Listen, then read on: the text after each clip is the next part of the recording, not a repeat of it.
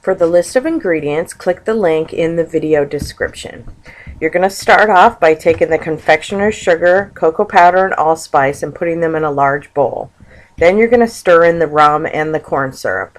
For the corn syrup, I found one that was a bit lower in calories because God knows these things are very calorie laden. And anything helps, right?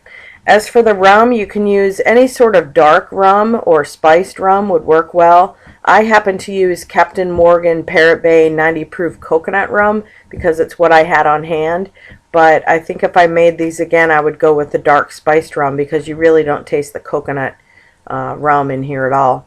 I mean, you taste the rum, you just don't taste the coconut.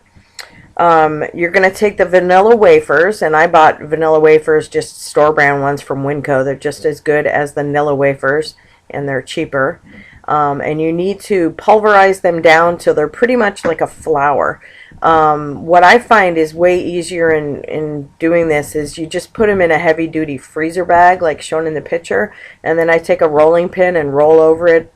And then I also take the rolling pin and smash at it, so that way you get it ground down to what you see in this photo where it's pretty much a powder. Then you want to do the same with the walnuts, but well, not the same. You're not grinding them to a powder, but you're gonna buy chopped walnuts and then just pulverize them a bit with the rolling pin, roll over them with the rolling pin, or use a nut chopper and get them a bit smaller. Then you're going to mix everything together, and you're going to put this mixture into your refrigerator for about half an hour. Then what you're going to do is you're going to take the remaining half cup of confectioner's sugar, powdered sugar, and put it in a shallow bowl or dish. Using parchment paper, which works a lot better than foil. Things tend to stick to foil. Use a bit of parchment paper on a cookie sheet and get that ready to put the rum balls on. You're going to take, I'm not sure, this recipe said it made 5.5 dozen, but I've done 2 batches of these and the most I came out with was about 30 to 34 of them. So he must have made really, really tiny rum balls. Mine are about the size of a walnut.